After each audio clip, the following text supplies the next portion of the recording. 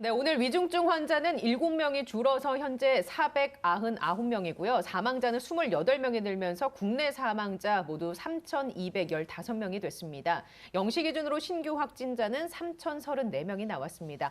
자, 교수님, 오늘 금요일인데 지금 지표 어떻게 보고 계십니까? 예, 하나씩 살펴보겠습니다. 이제 어제 굉장히 이제 확진자가 많이 나오지 않았습니까? 그래서 이제 걱정이 많았죠. 어제 대비해서 오늘은 확진자가 약 260여 명 감소했습니다. 일단 이제 주말을 거치면서 확산세는 다소 줄어들었다가 다음 주 수요일 되면은 또 굉장히 많이 나올 것으로 생각되어서 확진자만 놓고 보면 상당히 좋지 않다 이렇게 볼 수 있겠습니다. 위중증자와 관련해서는 오늘 7분이 줄었는데요. 이것은 사망자가 많이 나오면서 일부 위중증자가 사망하시면서 생긴 일이 아닌가 하는 생각이 듭니다. 오늘도 어제가 29분 사망하시고 오늘도 안타깝게 28분이나 사망을 했습니다. 어제 오늘에 걸쳐서 상당히 사망자가 많이 나온 거죠. 그러다 보니까 공식적으로는 누적 치명률이 0.79, 어제 대비 0.01%포인트 올랐습니다만 실질적으로는 0.0005%가 올랐습니다. 그래서 실제 치명률은 0.785인데 이제 반올림을 해서 0.79 이렇게 지금 확인이 되고 있습니다. 확진 상황을 놓고 보면 여러 가지 지표가 그렇게 좋지는 않습니다. 특히 중요한 것은 여러 번 말씀드린 것처럼 이제 사망자, 중환자와 관련한 실제 이제 연령별 분포인데요. 위중증자 한번 살펴보겠습니다. 지금 병원에서 치료를 받고 계신 위중증자가 499명인데요. 이 중에 60대 이상이 426명, 그래서 전체 대비 85.37%. 저희들이 이렇게 알려드린 것의 첫날이 거의 79% 내지 80%였으니까 계속 쌓이면서 지금은 5% 이상, 60대 이상이 많아졌다 이렇게 볼 수 있겠습니다. 50대까지 내려오면은 전체 466명, 전체 대비 93.89%. 이것도 거의 4% 정도 50대까지도 계속 쌓이고 있으니까 여전히 고령층, 특히 60대 이상 또 좀 나이를 내린다고 하더라도 50대 이상이 계속 위중증자가 많아지고 있다 이렇게 볼 수 있겠습니다. 사망과 관련해서도 오늘 안타깝게 28분이 사망하셨다고 제가 말씀을 드렸는데 60대까지가 92.85%, 오늘은 50대하고 40대도 사망자가 있어서 50대까지 하면 96.43%, 40대까지 하게 되면 100%가 됩니다. 그러니까 여전히 고령층에서 위험하다 이렇게 볼 수 있겠습니다. 그러니까 지금과 같은 상황에서는 고령자층이 감염이 되지 않도록 굉장히 각별히 주의를 기울여야 될 그런 상황에 있다 이렇게 볼 수 있겠습니다. 다음 주 수요일에는 늘어날 수 있다라고 얘기해 주셨는데 우리가 확진자 수를 신경을 안 쓸 수는 없잖아요. 얼마 정도로 예측하십니까? 다음 주에도 아마 3,000명 부근이 나오지 않을까 이렇게 예상이 됩니다. 다음 주 수요일이에요? 그렇습니다. 예, 알겠습니다. 자, 백신 접종 현황은 어떻습니까? 네, 백신 접종은 순조롭게 진행이 되고 있습니다. 접종 완료자만 따져보면 4,037만 명 이상으로 인구 대비 78.6%인데요. 빨리 이제 80이라는 숫자를 보고 싶은데 그 속도가 약간 좀 더딘 측면이 있고요. 오히려 요즘에는 추가 접종자가 1차 접종이나 접종 완료자보다 2배 정도 많은 상황입니다. 어제도 12만 명 정도가 추가 접종을 해서 약 160만 8천여 명 정도가 추가 접종을 했고요. 예. 이 추가 접종자의 대부분은 다 요양원이나 요양병원이나 정신병원 같은 고위험군들이 모여있는 시설입니다. 네.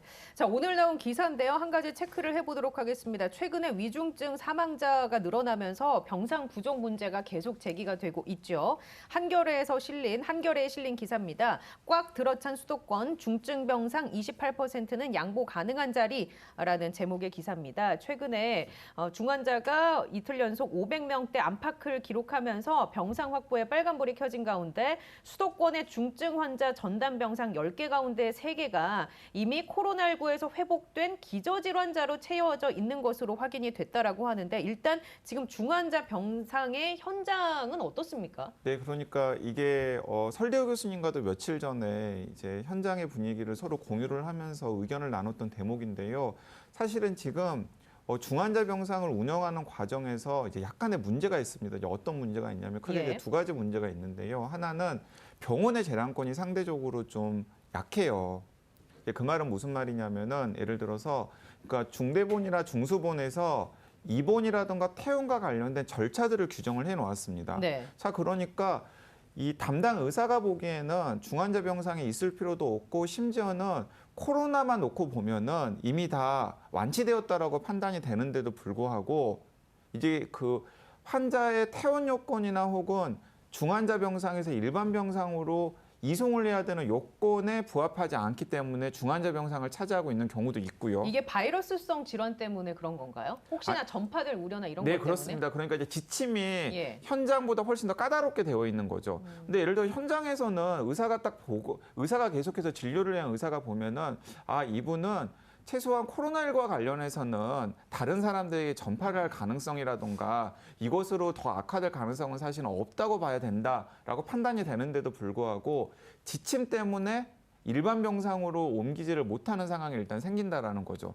그런 부분들이 하나가 있고요. 예. 이제 더 심각한 문제는 이번 한겨레 신문에서 이제 지적한 부분인데 이제 이런 경우가 있습니다. 지금 위중증 환자의 대부분이 다 50대, 60대 이상들이잖아요. 예. 60대, 70대, 80대 분들이 많은데 이분들 같은 경우에는 코로나19가 아닌데도 불구하고 일단 본인의 심지어는 중증에 가까운 기저질환이 있는 분들이 있어요. 이미 갖고 있는 이미 갖고 있는 기저질환이 있는 예. 분들이 있습니다. 이제 그런 분들이 코로나19 중환자로 분류가 되어가지고 치료를 받다가 코로나19 검사에서는 음성이 나와서 이분은 코로나19 중환자 병상에서는 빼도 되는 상황인 거죠. 자, 그런데 예를 들어서 이분 같은 경우가 원래 기저질환이 있었고 코로나19로 치료받는 과정에서 그 기저질환은 더 악화되었을 가능성이 있잖아요. 예. 자, 그렇기 때문에 옮기지를 못하는 거예요. 예. 특히 이제 의사는 일반 병상으로 옮기시거나 혹은 다른 병원으로 전원이 가능합니다라고 공고를 해도 그분이 일단은 저는 이 병원에서 계속해서 케어를 받고 싶어요. 라고 이제 이야기를 하면은 병원 입장에서는 막무가내로 옮기기가 어려운 겁니다. 자, 거기에다가 또 다른 하나는 네네. 옮긴다고 하더라도 받아줄 병원이 또 없는 것도 일단은 문제가 되는 거죠. 일반 병실로 옮긴다고 예를 들어 하더라도 그렇습니다. 코로나19 중환자로 케어를 받다가 코로나19 완치는 아니지만은 중환자 상태에서는 좀 상태가 호전될 수 있잖아요. 예. 근데 그분 같은 경우에는 코로나19 환자를 보는 상대적으로 준중환자실이라든가 일반 병상이 있는 코로나 병원으로 옮겨야 되는데 그것도 사실은 그쪽에 병상이 없으면 여의치 않은 대목이 있는 겁니다. 예. 그리고 여기서 이제 결정적인 대목 하나는 무엇이냐면 지금 현재는 코로나19 치료에 대해서는 전액 다 정부에서 부담을 하지 않습니까? 네. 근데 이분이 코로나19 환자가 아니라고 되는 순간 이분은 그 이후의 치료에 대해서는 자비로 치료해야 본인 되는 부담금을 거죠. 내야 되는 거예요. 그러니까 이런 여러 가지 상황이 이제 맞물리면서 이 한겨레 신문의 보도에 따르면 한 28% 정도는 그러니까 지금 그 코로나19 병상이 한 500석 정도가 지금 차 있는데 예. 그 중에서 최소한 150여 개 정도. 100석에서 150석 정도는 비울 수도 있는데도 불구하고 계속 차 있을 가능성이 있다라는 걸 이제 현장의 여러 가지 전문가들이라든가 취재를 예. 통해서 보도한 내용입니다. 그래서 제가 좀 예. 덧붙이겠습니다.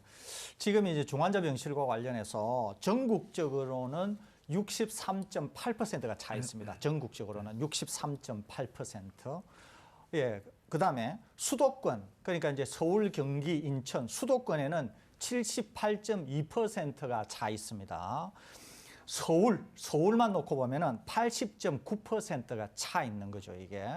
그러는데 이제 강 기자님 굉장히 중요한 말씀을 크게 두 가지를 하셨는데요. 하나는 이미 치료가 되었음에도 불구하고 그러니까 코로나와 관련해서는 위험이 없어졌는데 코로나 때문이든 아니면 기저질환이든 생긴 합병증 때문에 나 계속 치료받을 거야. 이래서 병상을 안 비워주는 분들이 꽤 있다는 거죠, 하나는.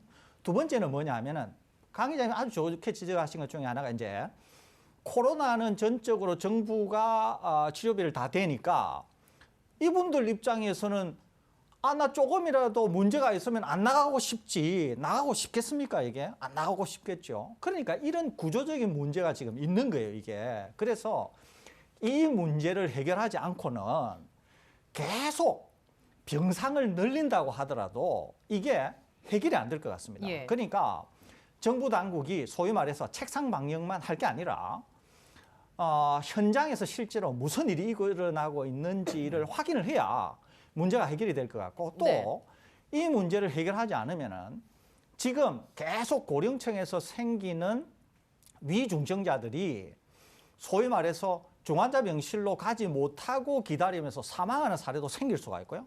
또 두 번째는 다른 어떤 중환자인데도 중환자실을 사용하지 못해서 사망하는 사례도 이제 나타날 가능성이 있다는 거죠, 이게. 예. 그렇기 때문에 방역 당국이 이것을 단순하게 봐서는 안 될 것 같고 상당히 좀 깊이 있게 뭔가 좀 위기감을 갖고 내용을 자세히 들여다봐야 되지 않을까 이런 생각이 듭니다. 자, 그럼 관련해서 제가 여쭤보겠습니다. 김부겸 총리가 오늘 19일 수도권 의료대응 병원장 간담회에서 어떤 얘기를 했냐면요. 환자의 안전을 최우선으로 수도권, 비수도권 경계 없이 중환자 병상을 통합 관리해 나가겠다. 그리고 위급한 중증 환자부터 중환자 병상에서 치료받을 수 있도록 하고 상태가 호전되면 신속하게 회복 병상으로 전원될 수 있도록 하겠다라고 얘기를 했거든요. 이 부분과 관련해서는 그럼 어떤 생각을 갖고 저는 계십니까? 전적으로 동의를 하는 거죠. 그렇게 해야 된다는 거예요. 그러니까 우리가 예전에 대구에서 엄청나게 많이 확진자가 나오고 할 때 어떻게 했느냐 하면은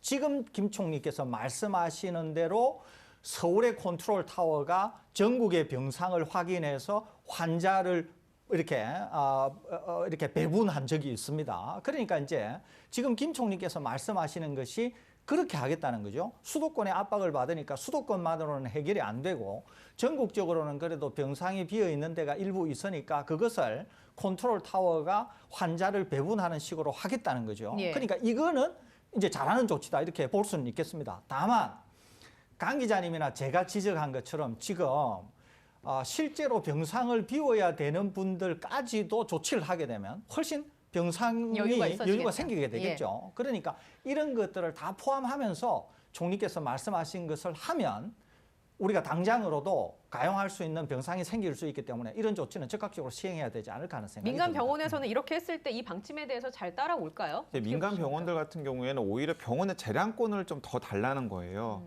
이제 병원에서 그럼 좀 결이 다르긴 합니다. 왜냐하면 지금 설 교수님 말씀은 좀 정부가 주도를 해서 그러니까 이 이제 사태를 두 종합적으로 가지입니다. 파악하고. 그러니까 두 예. 가지인데 설대우 교수님이랑 의견이 다른 건 아닌데요. 일단은 마치 작년 2월에 대구에서 1차 유행이 굉장히 폭발적으로 늘어났을 때 서울을 비롯한 전국의 병상이 다 동원되어 가지고 대구 상황을 케어하도록 노력했지 않습니까? 그러면서 저희가 위기를 돌파할 수 있었는데요. 사실 지금 전국적으로 보면 중환자 병상이 줄어든 게 아니거든요. 그렇기 때문에 정부의 컨트롤 타워에서 수도권에 있는 중환자 중에서 지역에서도 충분히 케어가 가능한 중환자들을 적극적으로 좀 이송을 시키는 게 저는 필요한 조치라고 생각하고 그 점에 있어서는 설대 교수님과 예. 의견을 같이 합니다. 그러면 어떤 점이 좋아지냐면 상태적으로 가장 중환자를 잘 케어할 수 있는 병원들이나 의료진들이 수도권에 많이 모여 있어요. 근데 그분들이 사실은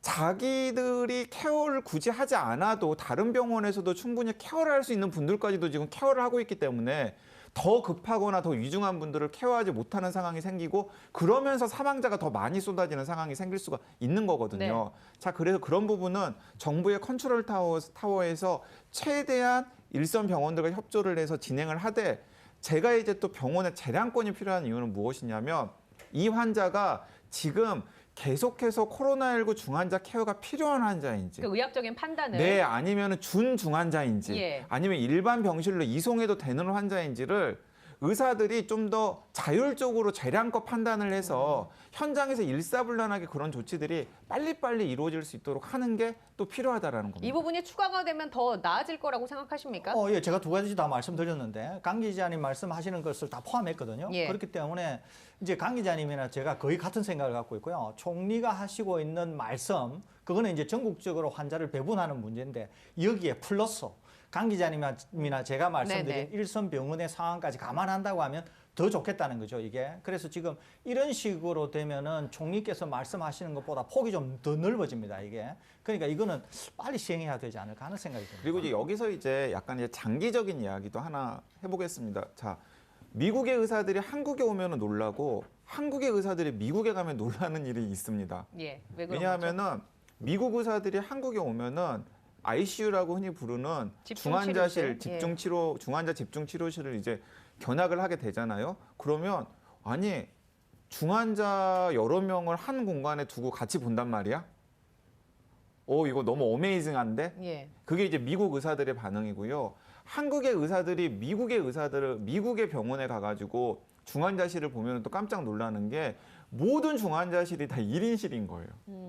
그리고 또 그 1인실로 공간이 좁은 것도 아니고 그 안에 많은 의료진이 들어가서 다양한 중환자를 위한 케어를 할 수 있는 여건이 될 수 있을 정도로 공간도 상당히 넓고 더 중요하게는 모든 중환자실에 음압이 걸려 있는 게 가능해지는 겁니다. 격리병실로. 격리병실. 예. 그러니까 이 말은 무슨 말이냐면은 미국 같은 경우에는 우리나라보다 중환자들이 훨씬 더 많이 쏟아져도 일부 지역 특정 시기에는 중환자 병상이 부족하는 경우가 있긴 있었습니다만은 전체적으로는 중환자 병상이 부족하는 일이 거의 없었거든요. 그 말은 무슨 말이냐면 어차피 모든 중환자실이 다 1인실 격리병실로 준비가 되어 있기 때문에 그 중환자실에 들어가는 환자가 코로나19 환자든 코로나19 비환자든 상관이 없었던 예. 거죠. 근데 우리나라 같은 경우에는 중환자실의 상당수가 다인이 공동으로 이용하는 중환자실이기 때문에 이제 그런 부분들이 계속해서 개선이 이루어지지 않고 있기 때문에 이런 팬데믹 상황에서 네. 엄청난 문제가 되는 거거든요. 근데 이제 그건 돈이랑도 연관이 돼 있으니까. 네, 그렇습니다. 그러니까 이건 예. 장기적인 과제인데 진짜 우리가 이 팬데믹 때 중환자 시스템을 진짜 어떤 식으로든지 간에 개선을 해야 된다는 이야기를 제가 시청자 여러분께 참고 삼아 예. 말씀드리고 싶습니다. 자, 그러면은 이런 상황 속에서 최근에 이런 얘기가 있습니다. 확진을 받고 사망으로 가는 시간이 점점 짧아지고 있다라고 하는데 이게 어떤 의미입니까? 이거는 제 생각입니다. 예. 이거는 제 생각인데 우선은 지금 대부분 사망하거나 위중증자를 저희들이 계속 이제 알려드리고 있는데 이게 고령층에 집중되고 있거든요. 고령층에 집중이 되고 있습니다. 그러니까 예전처럼 주로 연령 분포가 다양하거나 확진자 중심이 아니고 이제는 위중증 백신 접종이 어느 정도 중심이니까. 된 예. 상태에서 위중증만 놓고 사망만 놓고 보다 보니까 계속 고령층이 집중이 되고 있는 거죠. 그러니까 예전하고 지금을 비교하면 점점 이제 시간이 짧아지는 거죠. 그러니까 위중증자가 나오기도 쉽고 나온 위중증자가 사망이 되기도 쉬운 거예요. 이거는 이제 고령층에서 계속 쌓이기 때문에 그렇습니다. 그러면은 고령층이 그러면 왜 위험한가? 이 질문이 되는 거잖아요. 이제 고령층인 경우에는 기본적으로 기저질환이 있는 데다가 면역도 낮은 데다가 바이러스 양도 많아지게 될 경우에는 각종 이제 몸에서 굉장히 복잡한 그런 이제 부작용들을 막 일으킵니다. 그러면서 이제 장기들이 손상을 많이 받는 거죠. 그렇기 때문에 감염이 되면 쉽게 위중증도 되고 사망에 이르게 되는 겁니다. 이것은 전적으로 중환자, 그러니까 위중증자의 연령이 계속 높아짐으로 해서 생기는 그런 현상이라고 생각이 됩니다. 예. 이렇게 네. 이해를 할 수 있을 것 같습니다. 그러니까 일상생활에서는 지금 성인만 놓고 보면 90% 이상이 지금 백신 접종을 했지 않습니까? 한 번 이상이라도 백신 접종을 한 상태이기 때문에 일상에서 설사 돌파감이 생겨서 확진자가 된다고 하더라도 그분이 위중증으로 빠질 가능성은 극히 낮다라는 거죠. 자, 그런데 이제 방역 상황이 전반적으로 완화가 되다 보니까 바이러스가 요양원이나 요양병원이나 정신병원 같은 고위험군이 몰려있는 집단 시설을 공격할 가능성이 훨씬 더 커졌죠. 근데 그곳에는 안타깝게도 여러 가지 이유로 백신을 접종하지 않으신 분들이 있거든요. 네. 그분들 중에도 한 10% 정도가 백신을 접종하지 않으신 분들이 있거든요. 근데 그 백신을 접종하지 않으신 분들이 대개는 어떤 분들이냐면 그 요양원이나 요양병원이나 정신병원에 계신 분 중에 안 하신 분들은 가족이 백신 접종을 말리신 분들이 대부분이에요. 왜냐하면 우리 아버지, 어머니는 우리 할아버지, 할머니는 지금 90대 이상, 80대 이상이고 요양원이나 요양병원에 계실 정도로 몸도 허약한데 백신을 접종했을 때 버티실 수 없다. 그렇기 때문에 백신 접종을 안 하신 분들이 꽤 있습니다. 자, 그런데 요양병원에 바이러스가 들어가기 시작하면은 사실은 백신을 접종하신 분들은 증상이 없는 경우도 많다라는 거예요. 네네. 그리고 밀집 생활을 하다 보기 때문에 그런 증상이 없는 분들끼리 예전보다 정도는 약하지만 바이러스를 전파할 가능성이 생기는 거죠. 그러면서 그 바이러스가 그 백신을 접종하지 않은 고위험군, 가장 고위험군에게 전파가 되고요. 그 바이러스가 그 고위험군이 위중증 환자 확진이 되어가지고 위중증 환자로 판명이 되어서 병원에서 케어를 받으면 못 버티고 돌아가실 가능성이 이제 커지는 거죠. 예. 우리가 이제 팬데믹 상황을 겪으면서 깨달은 것 중에 하나가 두 분 말씀대로 고령층에게는 팬데믹, 이 바이러스가 굉장히 취약하게 작용할 수 있다라고 얘기를 해드렸고 그 사례들은 여기저기에서 찾아볼 수가 있습니다. 뭐 최근 유럽과 미국도 재확산이 일어나서 다시 봉쇄에 들어가고 있죠. 그래서 고령층을 중심으로 한 추가 접종 이 동료가 여기저기에서 계속되고 있는데 미국 CNN 방송이 이런 얘기를 했습니다. 코로나 확산 기세가 꺾이지 않는다면 앞으로는 백신을 3번 접종해야 완료했다라고 보는 인식으로 바뀌게 될 것이다라고 보도를 했는데 두 분은 이에 동의하십니까? 보도처럼 3번을 맞아야 접종이 완료가 된다라는 기준이 앞으로 모두에게 적용이 될지. 저는 꼭 3번으로 못을 받기는 어려울 것 같습니다. 그러니까 고령층인 경우에는 부스터샷이 확실히 필요하다 이 생각을 갖고 있어요. 그게 왜 그러냐면은 이것 때문이죠. 지금 이제 고령층 중에서도 요양원이나 요양병원, 저기 이제 기저질환이 아주 깊고 연령이 많으신 분이지 않습니까? 이분들은 당장은 부스터샷을 해야 될 것 같습니다. 제가 엊그제 방송에서도 이분들에게는 그냥 무조건 부스터샷을 해야 될 것 같다 이렇게 말씀을 드렸지 않습니까? 그러는데 이제 이분들에게 해야 된다고 하는 이유가 뭐냐면은 했을 때 이제 조만간 다양한 형태의 이제 치료제가 나올 가능성이 있다는 거죠. 지금 당장 이제 네. 우리나라에도 항체 치료제는 쓸 수는 있습니다. 그렇지만 이제 치료제는 나오기 때문에 그 다음에 4번째 부스터 샷은 어떻게 될까 하는 것은 좀 생각을 잠시 옆으로 제껴두도록 하겠습니다. 그런데 이제 왜 3번째가 필요하더냐 하면은 당장은 이분들이 백신 접종을 한 지가 일찍 되었기 때문에 항체 면역이 급속히 감소가 되면서 감염의 위험이 있고 일부 분들은 위중증 사망의 위험도 있다는 거죠. 그렇기 때문에 제 생각으로는 지금 당장은 방역 상황이 굉장히 나빠지니까 우리나라만 보더라도 요양원이나 요양병원에 계신 분들은 3번째 접종이 굉장히 필요하다 이 생각은 듭니다. 동시에 이것만 필요한 게 아니라 제가 이 방송을 통해서 당국에 좀 제안을 드리고 싶은데 지금은 위중증 사망자 관리가 특히 중요하고 위중증 사망이 고령층에게 쏟아지고 있기 때문에 당분간 지금의 확산세를 어느 정도 통제하기 전까지 요양원이나 요양병원과 같은 고위험 시설에 있어서의 면회를 다시 좀 제한해야 되지 않을까 하는 생각이 듭니다. 그러지 않고서는 지금 고령층이 부스터샷도 충분하지 않는데 면회를 통해서도 상당히 위험에 빠질 가능성이 있다고 보는 것이거든요. 그래서 요양원이나 요양병원만 국한해서 사회에 계신 분들은 좀 다릅니다. 요양원이나 요양병원에 계신 고령층과 관련해서는 면회에 대한 조치들에 대해서 한번 재검토가 필요하지 않겠나 하는 생각이 듭니다. 지금 이 질문은 사실 어떤 것이랑 연관이 또 되냐면 백신 패스랑도 얘기가 이어집니다. 지금까지 우리나라의 경우에는 2번 맞아야 백신 패스가 발급이 되고 얀센은 물론 1번이긴 합니다만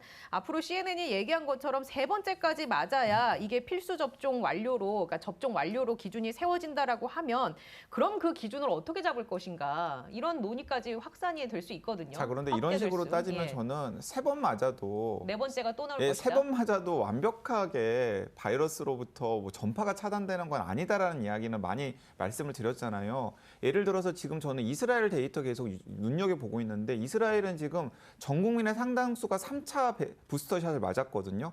거기는 고령층도 아니고 그냥 전 국민한테 다 3차 부스터샷을 맞았어요. 자, 그런데 분명히 3차 부스터샷의 항체 면역의 효과가 어떤 시기가 지나면 떨어지게 됩니다. 어떤 시기가 지나면 떨어지게 되면 이스라엘에서 다시 확진자만 놓고 보면 더 많이 생길 가능성도 있습니다. 자, 그리고 저는 오히려 지금 시점에서는 백신 제조사들이나 각국의 방역 당국이 화이자 등의 부스터샷을 고민할 게 아니라 화이자, 모더나, 아스트라제네카 외에 다른 옵션의 백신을 추가 접종을 했을 때 항체 면역이나 세포 면역의 수준이 어떻게 될지 아니면 지금 현재 개발 중인 백신들 중에서는 항체 면역이 아니라 세포 면역에 좀 더 초점을 맞춰가지고 개발 중인 백신들도 있거든요. 네네. 그러면 위중증 환자 예방에만 특화한 백신들이 있는데 이제 그런 백신들의 이용 가능성은 어떨지 같은 것들을 좀 다각적으로 검토할 필요가 있지. 그냥 지금 손에 쥐고 있는 백신 옵션을 2번, 3번, 4번 부스터샷 한다 그래서 예를 들어서 확진자의 숫자를 줄이는 게 목적이라 그러면은 저는 그 목표가 계속해서 달성될 가능성은 낮아 보입니다. 알겠습니다. 좀 얘기가 추가적으로 관련해서 나오면 계속해서 저희도 정리를 해드리도록 하고 뭐 정은경 청장은 3번 접종해야 끝난다라는 것과 관련해서는 좀 더 고심할 필요가 있다라는 얘기를 한 것으로 알고 있습니다. 저희도 추가적으로 계속 정리를 해드리도록 하겠습니다. 자, 고령 측은 지금 어쨌거나 부스터샷을 맞아야 한다라는 게 굉장히 중요한 그런 논의로 지금 얘기가 계속 진전이 되고 있는데요. 젊은 층 같은 경우는 굳이 두 분의 입장은 부스터샷이 필요하진 않을 것 같다라고 얘기를 해주셨어요. 뭐 이제 마스크 얘기를 좀 해보려고 합니다. 뭐 하실 말씀 있으십니까? 아닙니다, 교수님? 아닙니다. 예. 지금까지 얘기한 바를 제가 좀 정리를 한 것입니다. 이 마스크는 가장 늦게 풀어야 한다라고 얘기를 해주셨는데 마스크 의무화를 하면 코로나 발병을 절반 이상 낮출 수 있다라는 보고가 나왔네요. 어떤 네, 내용입니까? 그렇습니다. 이제 국제연구팀이 조사를 했는데요. 이제 백신으로 끝나서는 안 된다라고 일단 경고를 한 다음에 마스크를 의무화하면 코로나19 발병을 절반 정도로 줄일 수 있다라는 이제 연구 결과를 내놓았고요. 거기에 덧붙여가지고 손 씻기도 한 절반 정도, 그리고 거리두기는 한 25% 정도 발병 위험을 감축하는 효과가 있다라고 이야기를 하고 있는데 저는 상당히 신빙성이 있는 그리고 그 결과를 우리가 좀 창의적으로 해석해 볼 수 있는 여지가 있는 연구 결과라는 생각이 듭니다. 이게 왜냐하면은 지금 그 우리나라 같은 경우에는 거리두기를 상당히 강력하게 하다가 거리두기가 완화가 되었지 않습니까? 근데 그 거리두기 완화에 체감되는 이 방역의 효과가 딱 이 정도인 것 같아요. 그러니까 우리가 한 기존의 확진자라던가 위중증 환자의 한 20이나 30% 정도를 거리두기가 억제해온 측면이 있었구나. 라는 생각이 든다라는 거죠. 사후적으로 평가를 해보니까. 자, 그런데 이 연구에서 이제 거리두기보다 더 방역의 효과가 있는 게 마스크 의무화랑 그리고 손 씻기일 가능성이 있다라고 지금 연구 결과를 내놓지 않습니까? 저는 일상생활에서 우리가 마스크 잘하고 있습니다만은 지금보다 훨씬 더 신경 써서 실내에서 마스크를 착용을 하고 그리고 손 씻기 같은 우리가 코로나19 유행 초기에 굉장히 강조했던 생활 방역을 훨씬 더 강조하는 것만으로도 코로나19 그리고 코로나19뿐만 아니라 인플루엔자 독감이라든지 아니면 다른 감염성 질환을 예방하는 데도 훨씬 더 도움이 된다고 생각합니다. 왜 그런 생각이 드냐면 거리두기가 완화되면서 덩달아서 제가 생각하기에는 실내에서 마스크 착용도 어느 정도 완화된 측면이 있고요. 그리고 더 덩달아서는 손 씻기 같은 것도 어느 정도 완화된 측면이 있고 저는 그 결과로서 최근에 인플루엔자 계절 독감이 증가한다거나 아니면 소아청소년들을 중심으로 해서 다른 감염성 질환이 증가해가지고 병원에 환자들이 붐비거나 감기 환자가 늘어난다거나 이런 일들이 다 연동이 되어 있다고 생각을 하거든요. 사실 말씀해 주신 것처럼 마스크라든지 손 씻기 같은 경우는 개인의 자율에 맡길 수밖에 없는 부분이지 않습니까? 그래서 우리가 통제하기가 쉽지 않은 변수기도 하고 그렇기 때문에 확진자 증가나 독감 환자 증가로도 이어질 수 있는 부분인데 거리두기 같은 경우는 이제 국가가 나서서 어느 정도 설정을 할 수 있잖아요. 통제를 할 수 있는 변수 중에 하나고. 그래서 이런 얘기로 지금 마음고생 하시는 분들이 계신 것 같아요. 자영업자들의 고민인데 단계적 일상 회복으로 겨우 숨통이 트이나 싶었는데 최근의 확산세 때문에 다시 영업 제한이 되는 게 아니냐, 다시 거리두기가 생기는 것이 아닌가라고 걱정하는 분들이 있을 것 같은데 두 분은 방역이 이런 쪽으로 다시 강화가 될 수도 있다라고 보십니까? 두 분의 의견은 어떠십니까? 일부는 그렇게 될 가능성도 있다고 봅니다. 그러니까 이제 김 총리께서 말씀하신 것처럼 서울에서 긴급 우선 멈춤을 하게 될 경우에는 옛날 형식의 거리두기로 회귀하게 되지는 않을 것 같습니다. 그러니까 지금의 거리두기 1단계가 지속이 되면서 일부 자영업하는 분들에 대한 또는 어떤 영업시설에 대한 규제 조치가 강화될 것으로 보입니다. 예를 들면 이제 영업시간 같은 게 있을 수 있겠죠. 두 번째는 이제 모임의 규모 있을 수 있겠죠. 세 번째는 이제 백신 패스와 관련된 것도 지금은 카페나 식당 같은 데는 적용하고 있지 않은데 만일에 방역 상황이 계속 나빠진다 그러면 여기도 더 고위험 시설에 적용이 되는 백신 패스와 같은 게 적용될 가능성도 배제할 수는 없는 것이죠. 그렇기 때문에 이제 자영업자분들이 걱정하시는 거는 바로 그런 문제. 그러니까 이제 영업에 타격을 생각하는 거죠. 실제로 그런 일은 충분히 가능한 시나리오지 않겠나 하는 생각은 듭니다. 예, 알겠습니다.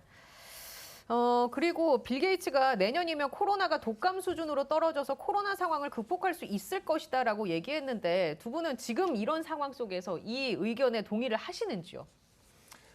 저는 일부 동의는 합니다. 동의를 하는 예. 이유가 제가 지금의 백신 더하기 곧 나올 치료제를 제가 말씀드리지 않았습니까? 그렇기 때문에 이제 빌 게이츠가 얘기하는 게 그런 것들을 염두에 두고 얘기하는 것이거든요. 그런데 이제 여기서 중요한 게 뭐냐면은 오늘 보도에 의하면은 미국 정부가 화이자 먹는 치료제를 1,000만 명분을 선구매를 일단 했습니다. 그런 다음에 국민에게 무료로 제공하겠다 이런 얘기를 했거든요. 그러니까 상당히 비용이 많이 드는 거죠. 그런데 더 중요한 거는 뭐냐면은 미 정부가 더 빨리 긴급 승인 신청을 한 머크는 170만 명분을 선구매를 했어요. 170만 명분. 수량으로는 엄청 차이가 나네요. 수량을. 그러는데 화이자는 1,000만 명분을 선구매를 했다는 거죠. 그런데 제가 이 방송에서 아주 심층적으로 말씀드리면서 머크에 어떤 부작용이 있을 수 있다. 그리고 심지어는